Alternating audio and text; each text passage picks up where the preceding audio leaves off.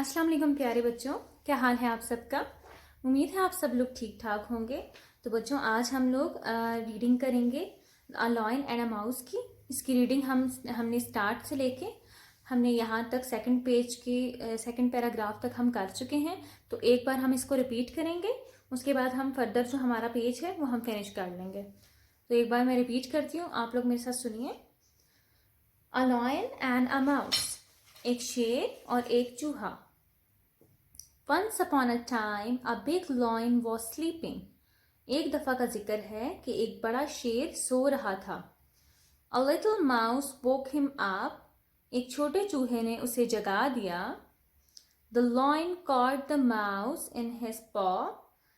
शेर ने चूहे को अपने पंजे में जकड़ लिया। I will eat you up, he roared. मैं तुम्हें खा जाऊंगा, वो धाड़ा। Don't eat me, cried the mouse. Please मुझे मत खाओ, चूहे ने कहा। If you let me go, अगर तुम मुझे जाने दोगे, I shall give you my help someday. एक दिन मैं तुम्हारी मदद करूंगा या एक दिन मैं तुम्हारे काम आऊंगा। Then the lion laughed, but he let the little mouse go. तब शेर हंसा, उसकी बात पर शेर हंसा और उसने छोटे से चूहे को जाने दिया। Some days later, कुछ दिनों बाद, the lion fell into a trap. शेर एक जाल में फंस गया। He tried to get out of it. उसने जाल से निकलने की बहुत कोशिश की, but he could not. लेकिन वो नहीं निकल सका। Suddenly he heard a small voice. अचानक उसे एक हल्की सी आवाज सुनाई दी। Do you need help? क्या तुम्हें मदद की जरूरत है? The lion looked around. शेर ने इधर उधर देखा। Oh, it's you. Oh, तो ये तुम हो। I'm afraid there's nothing you can do for me. मुझे अफसोस है कि तुम मेरे लिए कुछ नहीं कर सकते। तो शेर ने, यहाँ तक हम स्टोरी पढ़ चुके हैं कि चूहा आता है और उसे मदद का पूछता है, जिससे शेर जो है वो कहता है कि अब मुझे अफसोस है कि तुम मेरी मदद। शेर उसे बहुत ही छोटा सा समझता है कि ये तो इतना छोटा सा एक जो है जानवर है, ये मेरी क्या मदद करेगा। तो उसके बाद की स्टोरी हम अब पढ़ते हैं। But THE the mouse mouse BEBGAN gun began. But the mouse began to cut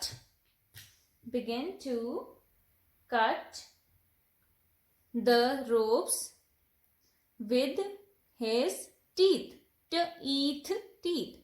लेकिन चूहा अपने दांतों से रस्सी को काटना शुरू कर देता है। रस्सी को कुतरना शुरू कर देता है या काटना भी आप कह सकते हैं। AF टर after SOME some time THE the LION lion COULD could get out of THE the net. After some time, कुछ देर बाद, the lion could get out of the net. शेर जाल से निकल आया। He was free. वो आजाद हो गया था। THE the lion was so HAP happy and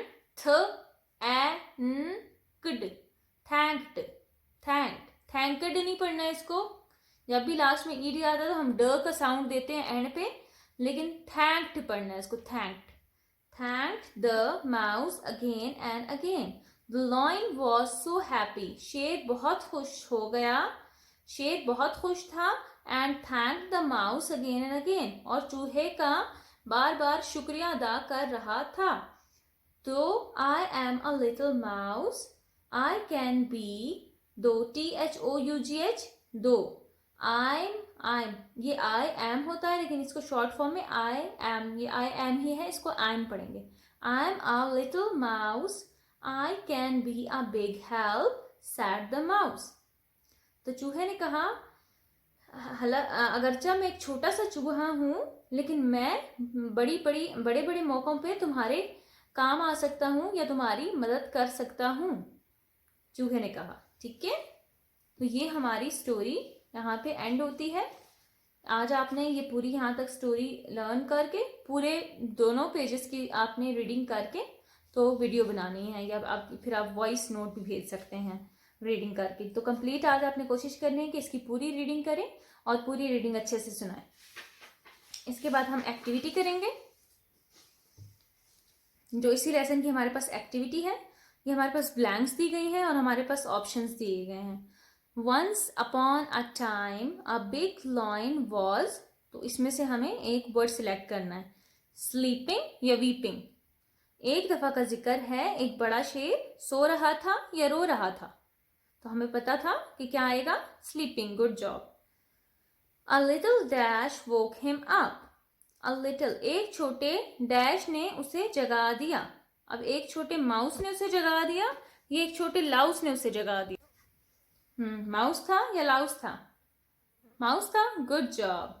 तो आपने माउस यहाँ पे लिख देना है। The lion caught the mouse in his paw, शेर ने चूहे को अपने डैश में जकड़ लिया। पंजे में जकड़ लिया था या क्लॉ में जकड़ लिया था? क्लॉ जो है, जैसे हम कहते हैं कि जैसे वो देखा हुआ आपने, केकड़ा देखा हुआ है, केकड़े का वो जो ऐसे बना हुआ होता है, क्लॉ जो होता है, उसे क्लॉ कहते हैं। ठीक है, तो उसका पॉ था, पंजा था या क्लॉ था? बताइए। पॉ था ना? Good job. तो आप पॉ लिख देंगे यहाँ पे। The mouse cut the ropes with his teeth या फीट, उसने रस्सी, चूहे ने रस्सी काटी अपने दांतों से या अपने पांव से? बताइए। गुड जॉब, टीथ से। तो टीथ आप यहाँ पे लिख देंगे। ठीक है, अब उसके बाद हमारी एक्टिविटी है match the words with the picture. ये वर्ड्स आप लोग खुद रीड करें बच्चों, और आप फिर इनको मैच करेंगे। ठीक है, आपने खुद ये रीड करने हैं, आपकी हेल्प इसमें जो है ना नहीं करनी। आप अगर इसमें आपको हेल्प की ज़रूरत पड़ी तो इसका मतलब है आपकी रीडिंग अभी तो काफ़ी वीक है, तो आप दोबारा से फिर रीडिंग करेंगे। तो आज के लिए आपका इतना ही काम है। तो बच्चों, आज का हमारा नेक्स्ट टॉपिक है 5 सेंस ऑर्गन्स। हमारे अंदर बेटा बहुत सारे अल्लाह ने हमें जब बनाया है तो हमारे मुख्तलिफ जिस्म के हिस्से बनाए हैं। जैसे हमारी आँखें हैं, हमारा नाक है, हमारा कान है। यानी कि हम लोग एक जगह पे हमें रहना था, तो हमें ये अल्लाह ने इस तरह हिस्से दिए हैं जिस्म के, जिससे हम अपने इर्द गिर्द की चीज़ों को महसूस कर सके, पहचान सके कि हमें यहाँ पे रहना है, यहाँ पे हमें जाना है या नहीं जाना। तो हमारे बेसिक जो 5 सेंस ऑर्गन्स हैं ना, जिससे हम अपने इर्द गिर्द की चीज़ों को महसूस करते हैं, तो वो हैं हमारे पास हमारे 5 सेंस ऑर्गन्स, जिसमें आ जाते हैं। तो बच्चों, हमारे पास ये आ जाते हैं आई। नंबर 1 सेंस ऑर्गन है आई। आई से हम क्या करते हैं बच्चों, बताएं। गुड जॉब, हम देखते हैं। तो हमें सबसे पहले तो हम देखते हैं एक जगह को, कि जैसे अगर हम कमरे में हैं तो हम कमरे में देखते हैं कि कमरा है, हमें पता होता है कि हम यहाँ पे बेड पड़ा हुआ है, कुर्सी पड़ी है, सोफा पड़ा है, तो ये कमरा है। अगर हम गार्डन में जाते हैं तो हम देखते हैं कि यहाँ पे घास है, फ्लावर्स लगे हुए हैं, सब चीज़ें हैं, तो वो गार्डन है। इसी तरह हम स्कूल जाते हैं तो स्कूल को देखते हैं, जहाँ हम जाते हैं, रोड जाते हैं, तो हम देख के क्रॉस करते हैं। तो आई एक हमारा सेंस ऑर्गन है, नंबर 1। नंबर 2 सेंस ऑर्गन है हमारा नोज। तो नोज क्या करता है बच्चों, बताइए। Very nice. नोज से हम सूंघते हैं, जैसे एक फ्लावर है उसकी खुशबू हम सूंघ लेते हैं, घर में अच्छा खाना बन रहा होता है तो हम उसकी खुशबू सूंघ लेते हैं, कहीं से बदबू आ रही होती है तो वो भी हम स्मेल कर लेते हैं। तो नोज हमारा सेकंड सेंस ऑर्गन है। इसके अलावा थर्ड सेंस ऑर्गन है हमारा नंबर 3 पे ईयर। ईयर से हम क्या करते हैं बच्चे, बताइए। वेरी नाइस, हम ईयर से सुनते हैं। जैसे हम अगर कमरे में बैठे हुए हैं, हमें हमारी अम्मी आवाज़ दे रही हैं बाहर आ जाए, तो हम सुन के चले जाते हैं। जैसे हमें टीचर बुला रही है, हम सुन के चले जाते हैं। इसी तरह अजान की आवाज़ आती है तो हमें पता चल जाता है कि अब नमाज का टाइम हो गया है। इसी तरह यानी कि कान से हम जो चीज़ें सुनते हैं वो हम ईयर से सुनते हैं।